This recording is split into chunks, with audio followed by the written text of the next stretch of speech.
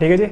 तो चलिए स्टार्ट करते हैं हम लोग अब कि अपने पास मेंडलीव के आवर्त सारणी के क्या क्या लाभ होते हैं। ठीक, तो मेरे साथ आप हेडिंग लिखिएगा, मेंडलीव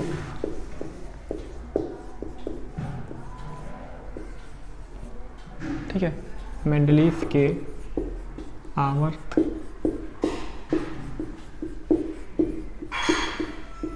आवर्त सारणी के लाभ।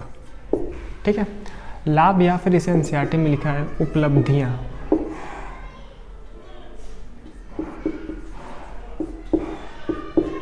ठीक है, लाभ या फिर सर उपलब्धियां।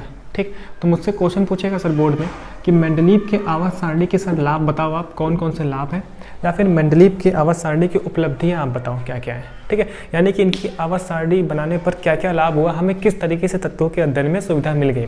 ठीक है, तो मैं आपको 3 पॉइंट लिखवाऊंगा और यहीं से अपने बोर्ड एग्जाम में क्वेश्चन आने वाला है, क्योंकि यही अपने सिलेबस में गिवन है बस। ठीक, सर पहला पॉइंट लिखेंगे हम, मेरे साथ लिखिएगा पहली हेडिंग, आप पहली हेडिंग लिखिएगा आप यहाँ पर, है ना।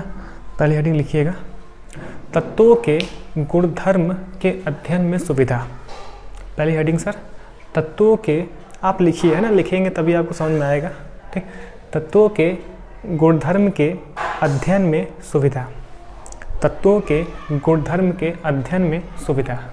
ठीक, इसके आगे लिखिएगा इस तरीके से पॉइंट करके, पहला पॉइंट करके, है ना, लिखिएगा मेंडलीव के आवर्त सारणी से, मेंडलीव के आवर्त सारणी से तत्वों के भौतिक तथा रासायनिक गुणधर्म, मेंडलीव के आवर्त सारणी से तत्वों के भौतिक तथा रासायनिक गुणधर्म का अध्ययन सरल हो गया। तत्वों का भौतिक तथा रासायनिक गुणधर्म का अध्ययन सरल हो गया। ठीक, नेक्स्ट पॉइंट लिखिएगा। अब वीडियो को रिपीट प्रीवियस करके ना, अब उसको रिपीट कर लीजिएगा। ठीक, नेक्स्ट पॉइंट लिखिएगा, हाँ जी, है ना, नेक्स्ट पॉइंट लिखिएगा, चूँकि ऐसे लिखिएगा ना, इनकी सारणी में समान गुणधर्म वाले तत्वों को, इनकी सारणी में समान गुणधर्म वाले तत्वों को एक ही समूह में रखा गया था। इनकी सारणी में समान गुणधर्म वाले तत्वों को एक ही समूह में रखा गया था, अर्थात समूह के किसी एक तत्व का अध्ययन करने पर, अर्थात समूह के किसी एक तत्व का अध्ययन करने पर उस समूह में उपस्थित, अर्थात समूह के किसी एक तत्व का अध्ययन करने पर उस समूह में उपस्थित अन्य सभी तत्वों का पर्याप्त मात्रा में अध्ययन हो जाता है। अन्य सभी तत्वों का पर्याप्त मात्रा में अध्ययन हो जाता है। ठीक है जी। तो सर आपने ये बोला कि इनकी सारणी से तत्वों के गुणधर्म के अध्ययन में आसानी हो गई, है ना। तो बेसिकली मेंडलीव ने तत्वों के भौतिक तथा रासायनिक गुणधर्म के आधार पर ये सारणी बनाई थी। भौतिक गुणधर्म का मतलब सर कि कलर कैसा है तत्वों का, कलर कैसा है, उसका घनत्व कैसा है, द्रव्यमान कितना है, तो ये सब भौतिक गुणधर्म होते हैं। ठीक है। रासायनिक गुणधर्म यानी कि सर उसकी किसी तत्व से हम अभिक्रिया करा दें तब क्या क्या वहाँ पर बनता है। ठीक, यानी कि सर मेंडलीव ने तत्वों के भौतिक तथा रासायनिक गुणधर्म के अध्ययन के आधार पर, है ना, व्यवस्थित किया था। तो देखिए अब एक समूह होता है, बेसिकली तत्वों का अध्ययन क्यों आसान हो गया? तत्वों का अध्ययन सर इसलिए आसान हो गया कि मेंडलीव ने ना तत्वों को इस तरीके से समूह के रूप में व्यवस्थित किया था, समूह के रूप में व्यवस्थित किया था। ठीक है। और किसी एक समूह में जो उपस्थित तत्व हैं, इन तत्वों का गुणधर्म समान होता है, इन तत्वों का गुणधर्म समान होता है। यानी कि सर किसी एक समूह के किसी एक तत्व का अध्ययन करने पर हम लगभग उस समूह के सभी तत्वों का अध्ययन कर लेते हैं। ठीक है, बात समझ में आ गई?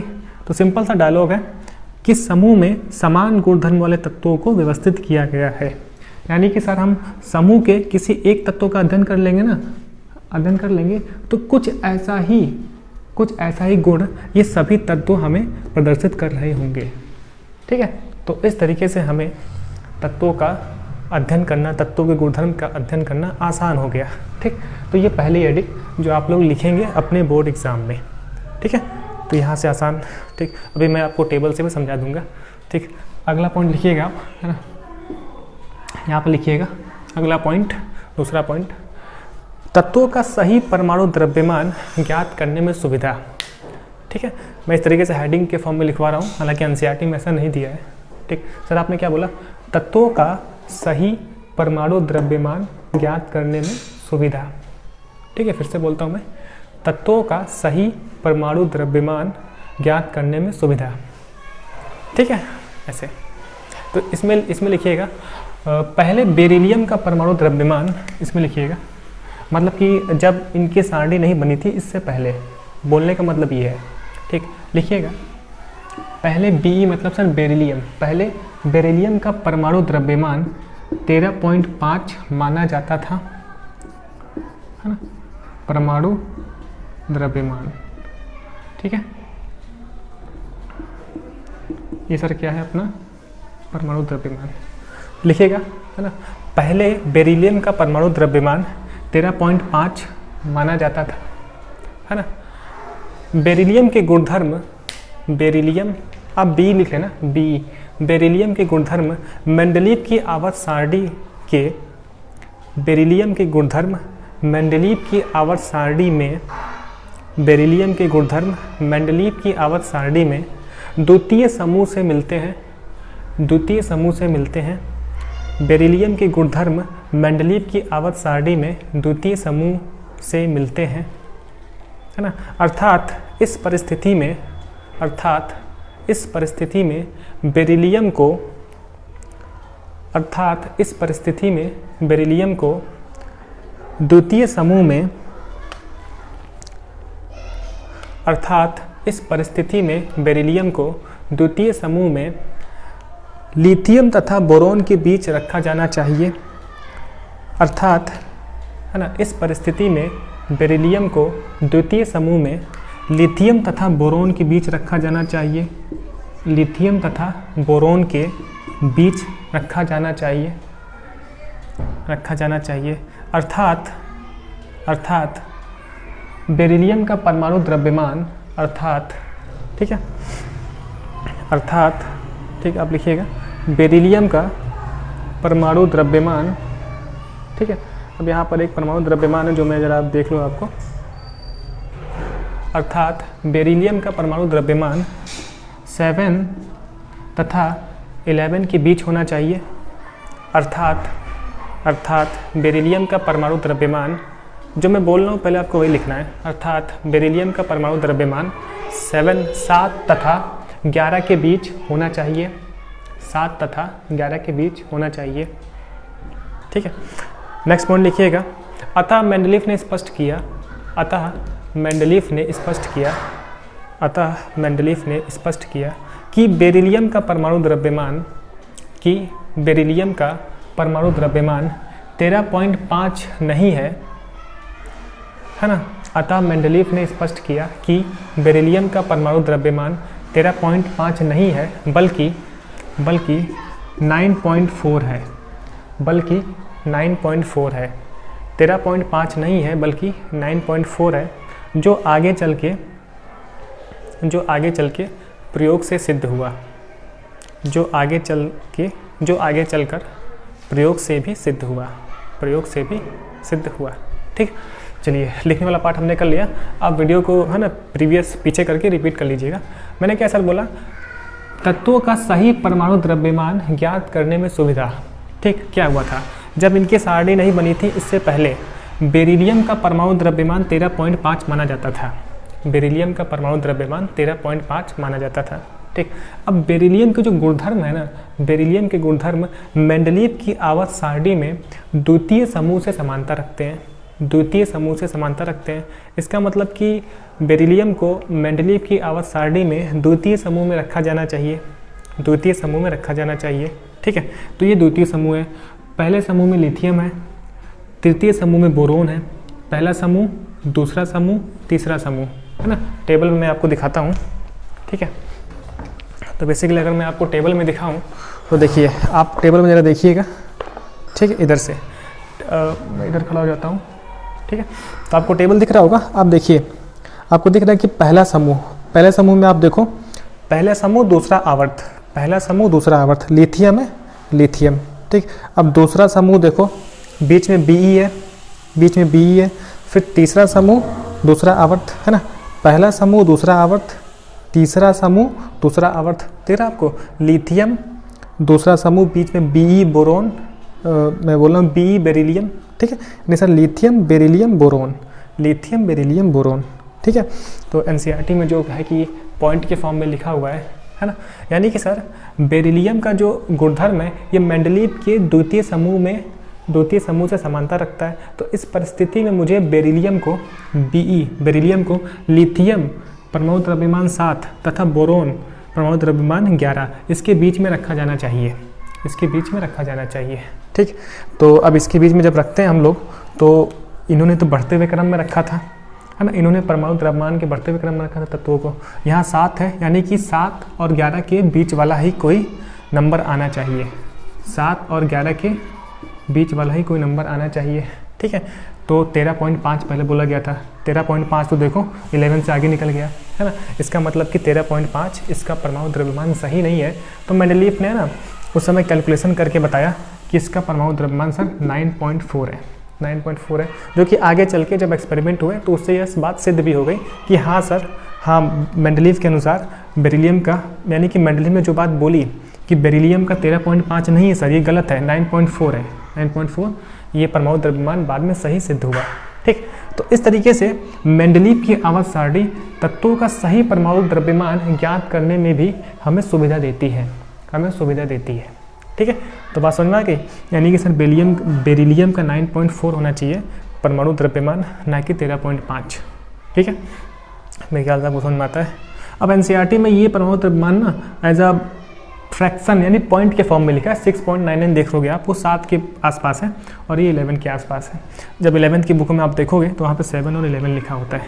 ठीक, तो मेरे ख्याल से यहाँ तक क्लियर है, आप वीडियो को रिपीट कर लेना। ठीक, मैंने आपको समझा दिया कि तत्वों का सही परमाणु द्रव्यमान ज्ञात करने में सुविधा हुई, और उसमें से एक एग्जाम्पल आप लिख दीजिएगा बेरिलियम वाला। अगर अपने एग्जाम में आता है कि तत्वों का सही परमाणु द्रव्यमान ज्ञात करने में सुविधा हुई मेंडलीव की आवर्त सारणी से, तो एग्जाम्पल बताओ। तो हम बोलेंगे सर बेरिलियम का पहले 13.5 था, लेकिन मेंडलीव की आवर्त सारणी के द्वितीय समूह से समानता रखता है, तो इस परिस्थिति में इसे लिथियम और बोरोन के बीच में रखा जाना चाहिए। अब लिथियम का 7 होता है, बोरोन का 11 होता है, तो बेरिलियम का 13.5 नहीं हो सकता है क्योंकि ये 11 से आगे निकल गया है ना। और मेंडलीव की आवर्त सारणी परमाणु द्रव्यमान के बढ़ते हुए क्रम में रखा गया था, इसका मतलब कि सर बेरिलियम का जो परमाणु द्रव्यमान होगा ना वो 7 और 11 के बीच में होगा, जिसे बाद में मेंडलीव ने 9.4 कैलकुलेट करके बताया, है ना। तो इस तरीके से, तो मेरे ख्याल से आपको यहाँ तक क्लियर है।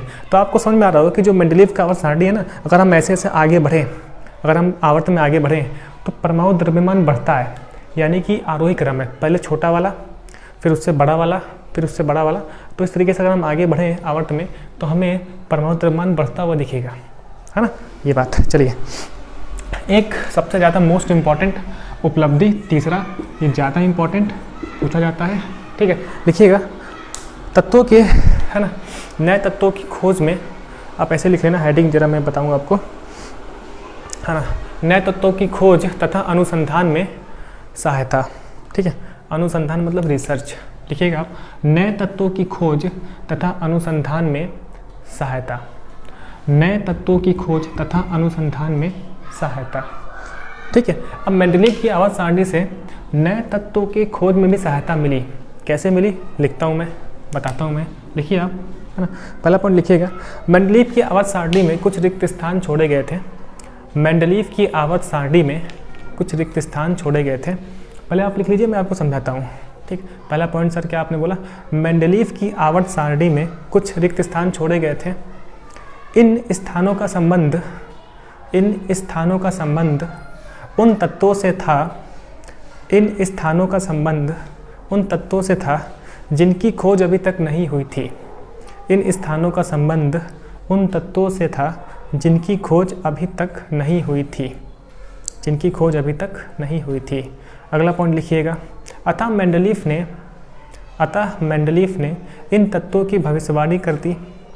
अतः मेंडलीव ने इन तत्वों के ऐसे लिखिएगा, अतः मेंडलीफ ने इन तत्वों के गुणधर्म तथा परमाणु द्रव्यमान की भविष्यवाणी कर दी।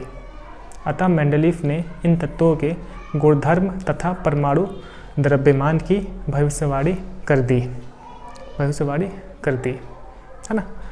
नेक्स्ट पॉइंट लिखिएगा, है ना, भविष्य में खोजे गए तत्व, भविष्य में खोजे गए तत्व मेंडलीफ के द्वारा की गई भविष्यवाणी के, भविष्य में खोजे गए तत्व मेंडलीफ के द्वारा की गई भविष्यवाणी के अनुरूप थे।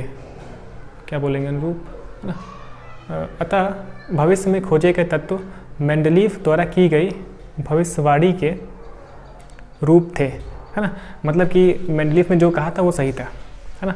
मेंडलीफ, मैंने क्या बोला, फिर से मैं रिपीट करता हूँ। अतः भविष्य में खोजे गए तत्व मेंडलीफ द्वारा की गई भविष्यवाणी से समानता रखते थे। ऐसे लिख दीजिए, मेंडलीफ द्वारा की गई भविष्यवाणी से समानता रखते थे। ठीक, चलिए सर क्या बोला आपने, आपने ये बोला कि बेसिकली क्या था कि मेंडलीफ की आवर्त सारणी में कुछ जगह छोड़ दिए गए थे, है ना। क्या हुआ था, जब मेंडलीफ ने अपना आवर्त सारणी बनाया, है ना, तो तत्वों के परमाणु द्रव्यमान के बढ़ते हुए क्रम में उनको रखना स्टार्ट किया। ठीक है, अब उनके परमाणु द्रव्यमान के हिसाब से, है ना, रखा, फिर वो तत्वों के गुणधर्म की समानता के हिसाब से रखते थे। ठीक है, अब उस समय उनके सारणी में तत्वों में अगर समानता नहीं दिख रही थी तो वो बीच में वहाँ पर स्थान छोड़ दिए थे, बीच में एक रिक्त स्थान छोड़ दिए थे, एक खाली जगह छोड़ दिए थे, यानी कि तत्वों को रखा, एक अलग तत्व आया, अब वो उनके समूह में नहीं बैठ रहा था, मतलब कि उनके समूह से समानता नहीं रखता था एक तत्व। ठीक, तो उन्होंने वहाँ पर जगह छोड़ दिया। ठीक, तो कहने का मतलब क्या है कि मेंडलीफ की आवर्त सारणी में उन्होंने कहीं पर अलग अलग जगह छोड़ के रखे थे। उन्होंने ये बोला कि जब भविष्य में तत्व खोजे जाएंगे ना, तो वो तत्व इस जगह से समानता रखेंगे, यानी कि भविष्य में जो तत्व खोजे जाएंगे उन तत्वों को हम इन्हीं जगह पर फिर से आकर इन जगह पर सेट कर देंगे, तो हमारी सारणी बन जाएगी, सारणी फिर से पूर्णतः कंप्लीट हो जाएगी। ठीक है, तो जब बाद में भविष्य में कौन से तत्व खोजे गए, तो यहीं से क्वेश्चन आता है कि भविष्य में कौन से तत्व खोजे गए थे जो इनकी सारणी के रूप थे, जो इनकी सारणी से समानता रखते थे, तो हम उसी पर आते हैं। ठीक, तो मैं क्या अपनी बात सही से कह पाया, तो मैंने सर यही बोला, आपने सर यही बोला कि मेंडलीफ ने अपने सारणी में कुछ जगह छोड़ दिए थे, है ना। जगह छोड़ने के रीज़न क्या था कि जिस तत्व को वहाँ पर रखना था वो तत्व अभी था ही नहीं, भाई खोजा ही नहीं गया था, समानता दिखी नहीं गुण में, है ना, तो बीच में जगह छोड़ दिया। अब उन्होंने बोला कि ये जगह इसलिए छूट गई क्योंकि भविष्य में तत्व खोजे जाएंगे। अब जब भविष्य में तत्व खोजे गए तो वो तत्व इस जगह के एकदम लायक थे, तो इस जगह को फिर भर दिया गया, फिल कर दिया गया। तो कौन कौन से तत्व थे जो भविष्य में खोजे गए थे, तो कुछ तत्व थे जिनके बारे में वो पूछता है, तो वही आपको ध्यान में रखना है। ठीक है, तो एनसीईआरटी में जो मेंडलीफ की आवर्त सारणी दी हुई है वो वाले दी हुई है ना, जब तत्व खोजे गए थे और खोजे जाने के बाद उन तत्वों को वहाँ सारणी में भर दिया गया। यानी कि सर एक और मेंडलीफ की आवर्त सारणी है जिसमें हम रिक्त स्थान देख पाते हैं, जो कि 11th में दिया हुआ है। ठीक है, तभी मैं आपको समझा रहा हूँ। अभी मैं बताता हूँ कि कौन कौन सा तत्व था, है ना, जो आपको याद रखना है, जो भविष्य में खोजे गए थे, है ना, जिनकी जगह मेंडलीफ की आवर्त सारणी में खाली थी। ठीक है, उसके बारे में तो आप देखो जरा। तो मेंडलीफ ने भविष्यवाणी कैसे की, मेंडलीफ की आवर्त सारणी में जो तत्व थे, जिन तत्वों को उन्होंने व्यवस्थित किया था, उस तत्व से ही उन्होंने भविष्यवाणी कर दी। कैसे, मैं समझाता हूँ जरा आप देखो। जैसे कि पहले तो कौन से तत्व खोजे गए थे उसको मैं बताऊँ, तो अगर मैं आपको बताऊँ तो स्कैंडियम, गैलियम, जर्मेनियम। ठीक है, आप याद रख लीजिएगा, स्कैंडियम, गैलियम, जर्मेनियम। अब याद करने के लोग अलग अलग, है ना, रूल बनाते हैं, तो आप इसको याद कर लीजिए कहानी बनाकर। ठीक है, स्कैंडियम, गैलियम, जर्मेनियम, ये कुछ तत्व थे जो भविष्य में खोजे गए थे, है ना। ये मेंडलीफ की आवर्त सारणी में नहीं थे, बाद में खोजे गए, फिर रखा गया। ठीक, उस समय कौन कौन से तत्व थे वो मैं आपको बता रहा हूँ, है ना। जैसे कि बोरोन, है ना, एल्युमिनियम, सिलिकॉन। ठीक है, तो बात समझिएगा, मेंडलीफ की आवर्त सारणी में बोरोन एक तत्व था, एल्युमिनियम था, सिलिकॉन था, ये तत्व मेंडलीफ की आवर्त सारणी में था। ठीक है, अब बोरोन वाले समूह में एक और तत्व रखा जाना चाहिए था, एक और तत्व सर रखा जाना चाहिए था, जो कि स्कैंडियम था, उस समय नहीं खोजा गया था, तो यहाँ पर जगह खाली थी, यहाँ पर जगह खाली थी। ये समूह है, बेसिकली समूह है ना, मैं ऐसे लिख के आपको समझा रहा हूँ, ये समूह है। यानी कि बोरोन वाले समूह में एक जगह थी जो खाली थी, है ना। इसका मतलब कि सर बोरोन के गुण धर्म से समानता रखने वाला एक तत्व है जो भविष्य में खोजा जाएगा। ठीक है, तो यहाँ पर एक संस्कृत वर्ड चलता है जिसका नाम है एका, बात समझिएगा, है ना। तो मेंडलीव ने बोला एका बोरोन, यानी कि बोरोन से गुणधर्म में समानता रखने वाला तत्व जो भविष्य में खोजा जाएगा उसे मैं यहाँ पर लाकर रख दूंगा। ठीक है, यहाँ पर लाकर रख दूंगा। ठीक है, यानी कि एका बोरोन, एका का मतलब समान, यानी कि समानता। ठीक है, मतलब कि बोरोन के गुणधर्म से समानता रखने वाला तत्व भविष्य में खोजा जाएगा। वो सर फिर बाद में क्या मिला, स्कैंडियम। ठीक है, ऐसे ही एका एल्युमिनियम, यानी कि एल्युमिनियम के गुणधर्म से समानता रखने वाला तत्व भविष्य में खोजा जाएगा, तो उसे मैं इस खाली जगह में लाकर रख दूंगा। ये जगह खाली थी, बेसिकली सर ये जगह खाली थी, आप ऐसे समझो सर ये जगह खाली थी, उनकी सारणी में जगह खाली थी, ऐसे रिक्त स्थान था। ठीक है, फिर ऐसे ही सर एका सिलिकॉन, मतलब कि सिलिकॉन की गुणधर्म से समानता रखने वाला एक तत्व जो भविष्य में खोजा जाएगा उसे हम यहाँ लाकर रख देंगे, यहाँ लाकर रख देंगे। ठीक है, अब ये तत्व कौन कौन से भविष्य में खोजे गए उसे आपको याद रखना है, वही स्कैंडियम, गैलियम, है ना, जर्मेनियम, है ना,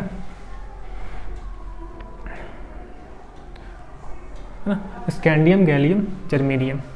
ठीक, तो ये बात इंपॉर्टेंट है, लिखना पड़ेगा। ठीक, तो आप जितना मैंने आपको बोल के लिखवाया उसके बाद लिख लीजिएगा। फॉर एग्जाम्पल एका बोरोन, यानी कि बोरोन से समानता रखने वाला, मैंने आपको बोल दिया, है ना, स्कैंडियम मिला, एका एल्युमिनियम से, फिर गैलियम, एका सिलिकॉन, फिर जर्मेनियम। ठीक, तो जो मैंने आपको बोल के लिखवाया उतना, उसके बाद फिर ये वाला पार्ट इतना।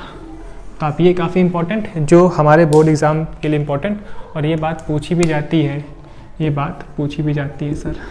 तो मैं अपनी बात रख पाया सही से।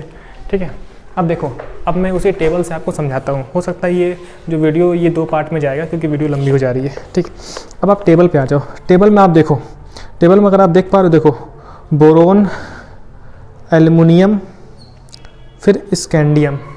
जो एनसीईआरटी में जो टेबल गिवन है ना, देखो आप स्कैंडियम दिख रहा होगा समूह 3 में आपको स्कैंडियम दिख रहा होगा, है ना। ठीक है, स्कैंडियम, गैलियम, जर्मेनियम। हाँ, आप देखो समूह 3 में, मैं इधर खड़ा होता हूँ, समूह 3 में आपको दिख रहा होगा स्कैंडियम। तो बेसिकली उस समय ये स्कैंडियम नहीं खोजा गया था, स्कैंडियम की जगह खाली जगह थी। ठीक है, ऐसे ही गैलियम की जगह भी क्या थी सर, खाली थी। ऐसे ही आप देखो जर्मेनियम की जगह भी सर खाली थी। ठीक है, देख रहे हैं आपको, जर्मेनियम वाले समूह में ऊपर जाओ, जर्मेनियम बेसिकली चौथे वाले समूह में दिया है, जो एनसीईआरटी में गिवन सारणी में आपको दिखा रहा हूँ। चौथे समूह में आप आ जाओ, कार्बन, सिलिकॉन, जर्मेनियम, दिख रहा है जर्मेनियम। तो देखिए समूह के सभी तत्वों के गुणधर्म में समानता होती है। ठीक है, तो जर्मेनियम की जगह खाली थी, बेसिकली ये खाली थी, जो बाद में भर दी गई है इस टेबल में। तो जर्मेनियम की जगह खाली थी। इसके ऊपर देखिए आप सिलिकॉन है, इसके ऊपर सिलिकॉन है, यानी कि सिलिकॉन से गुणधर्म में समानता रखने वाला तत्व जो भविष्य में खोजा जाएगा, जिसे हम एका सिलिकॉन बोल रहे हैं, वो जर्मेनियम आया। ठीक है, तब जर्मेनियम की जगह भर दी गई। आप देखो इससे गैलियम दिख रहा है, गैलियम समूह 3 में आ जाओ, गैलियम के ऊपर सर क्या है, स्कैंडियम, उसके ऊपर सर क्या है, एल्युमिनियम। तो गैलियम देखो, एल्युमिनियम, तो उस समय गैलियम नहीं खोजा गया था। अब इस वाले समूह में ऊपर देखिए आपको बोरोन दिख रहा होगा, बोरोन, है ना। तो क्या दिख रहा है आपको, बोरोन दिख रहा है। फिर आपको दिख रहा है एल्युमिनियम, दिख रहा है, देखो आप समूह 3 में, देखो आप समूह 3 में आपको दिख रहा होगा बोरोन, एल्युमिनियम, स्कैंडियम, गैलियम। तो बोरोन दिख रहा है। उस समय ये स्कैंडियम और गैलियम वाली जगह खाली थी। देखिए इस समूह में बोरोन था, एल्युमिनियम था, यानी कि तत्व भविष्य में खोजा जाएगा जिसका गुणधर्म बोरोन के समान होगा, तो मैं उसे बोलूँगा एका बोरोन, मतलब कि बोरोन से समानता रखने वाला, यानी कि बोरोन से गुणधर्म में समानता रखने वाला तत्व भविष्य में खोजा जाएगा, है ना। वो सर क्या निकला, फिर स्कैंडियम। ठीक है, और एक समूह में जितने भी तत्व होते हैं उनके गुणधर्म समान होते हैं। ठीक, अब आगे देखो आप एल्युमिनियम, यानी कि एका एल्युमिनियम। ठीक है, तो एल्युमिनियम से गुणधर्म में समानता रखने वाला तत्व भविष्य में खोजा गया, जो सर क्या निकला, गैलियम निकला, है ना, जो सर क्या निकला, गैलियम निकला। ठीक है, तो देखो आप क्रमशः, यानी पहले बोरोन फिर स्कैंडियम, मैं क्या बोलूँ, पहले बोरोन तो स्कैंडियम। देखिए आपको बोरोन दूसरा आवर्त, स्कैंडियम चौथा आवर्त का प्रथम श्रेणी। ठीक है, स्कैंडियम, है ना, दूसरा आवर्त सर बोरोन दिख रहा है, चौथे आवर्त का प्रथम श्रेणी स्कैंडियम, फिर तीसरा आवर्त सर एल्युमिनियम। ठीक है, फिर सर है ना, चौथे आवर्त का द्वितीय श्रेणी गैलियम, ठीक, गैलियम। तो मेरे ख्याल से आपको मैंने टेबल से समझा दिया कि इस तरीके से हमारे पास चीज़ें थी, इस तरीके से हमारे पास, है ना, लाभ था, ठीक। अब ये पार्ट बेसिकली 2 पार्ट में जाएगा, तो ये आप सेकंड पार्ट में देख पा रहे होगे। हाँ जी, तो ये तो मैंने आपको समझाया कि किस तरीके से, है ना, तत्वों के भविष्यवाणी में, है ना, सुविधा हो गई, यानी कि बाद में उन्होंने तत्वों की भविष्यवाणी की और बाद में तत्व खोजे गए, तो वो तत्व जो जैसा भविष्यवाणी था उसी के अनुसार बाद में वो तत्व मिल गए, फिर रिक्त स्थानों को की पूर्ति कर दी गई मेंडलीव की आवर्त सारणी में, ठीक है। तो आप ये ध्यान रखिएगा, ठीक है, जो मैंने आपको समझाया। अच्छा, चलिए अब हम देखते हैं मेंडलीव की आवर्त सारणी की हानियाँ, क्या क्या हानियाँ थी रफ करने के बाद।